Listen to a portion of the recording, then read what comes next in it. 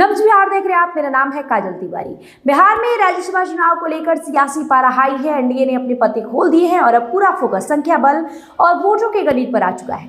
भाजपा की ओर से बीजेपी के राष्ट्रीय अध्यक्ष नितिन नवीन और प्रदेश महामंत्री शिवेश कुमार राम उम्मीदवार है। सहयोगी दल आरएलएम की ओर से उपेंद्र कुशवाहा का नाम सामने है, जबकि जेडीयू कोटे से रामनाथ ठाकुर को मैदान में उतारने की तैयारी है। ऐसे में सवाल है कि क्या एनडीए अपने सभी उम्मीदवारों को पहली ही गिनती में जिता सकता है और नितिन नवीन के लिए असली गणित क्या कहता है।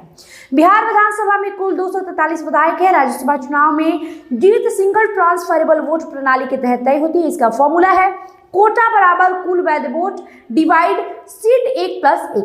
अगर 5 सीटों के लिए चुनाव होता है तो गणित इस तरह बनेगा 243 डिवाइड 6 बराबर 40.5। इसमें 1 जोड़ने पर जीत का आंकड़ा लगभग 41 वोट बनता है, यानी किसी भी उम्मीदवार को पहली गिनती में जीत दर्ज करने के लिए करीब 41 विधायकों के समर्थन की जरूरत होगी। एनडीए के पास फिलहाल 202 विधायकों का समर्थन बताया जा रहा है।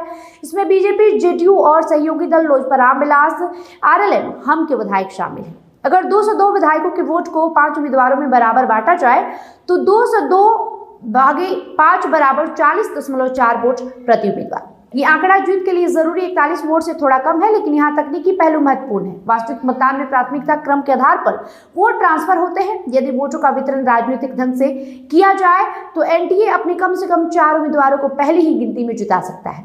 राजनीतिक जानकारों का मानना है कि 202 विधायकों के साथ एनडीए 4 सीटें तो आराम से निकाल सकता है। 41 वोट के हिसाब से 4 उम्मीदवारों के लिए 164 वोट पर्याप्त है। इसके बाद भी गठबंधन के पास करीब 38 वोट बचते हैं, जो 5वीं सीट के लिए निर्णायक भूमिका निभा सकते हैं।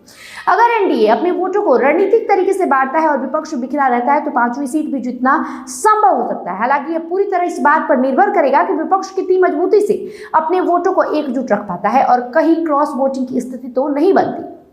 एनडीए के अंदर बीजेपी के पास 89 विधायक है, 2 सीटों पर मजबूत दावा जता रही है। जेडीयू भी 2 सीटें चाहती है। ऐसे में 4 सीटों का बंटवारा तो तय है। भाजपा की ओर से नितिन नवीन और शिवेश कुमार राम को उतारकर पार्टी ने संगठन और सामाजिक समीकरणों दोनों को साधने की कोशिश की है।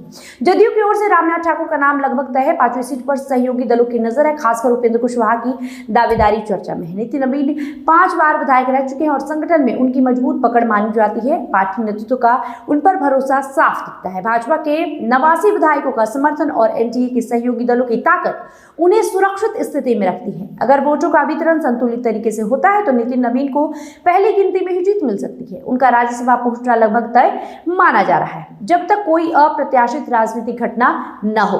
असल घमासान 5वीं सीट को लेकर है। छोटे सहयोगी दलों का तर्क है कि गठबंधन की मजबूती के लिए उन्हें भी प्रतिनिधित्व मिलना चाहिए। उपेंद्र कुशवाहा पहले ही संकेत दे चुके हैं कि उन्हें राज्यसभा भेजने का भरोसा किया गया था। अगर एनडीए के भीतर पूर्ण एकजुटता रहती है तो वोटों का सटीक प्रबंधन होता है तो 5वीं सीट भी जीतना संभव है। लेकिन अगर अंदरूनी असंतोष बढ़ा या वोटों में हल्की भी गड़बड़ी हुई तो समीकरण बदल सकते हैं।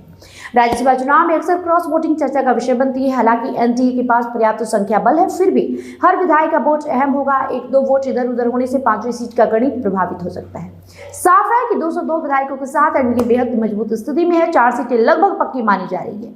नितिन नवीन के लिए राह सबसे सहज दिख रही है। संख्या बल, संगठन का समर्थन और गठबंधन की मजबूती तीनों उनके पक्ष में है। बहरहाल इस वीडियो में इतना ही। वीडियो को लेकर आपकी जो भी प्रतिक्रिया होगी कमेंट बॉक्स में लिखते जाइए। वीडियो को लाइक करिए, शेयर करिए, हमारे यूट्यूब चैनल को सब्सक्राइब कर लीजिए। बहुत बहुत शुक्रिया।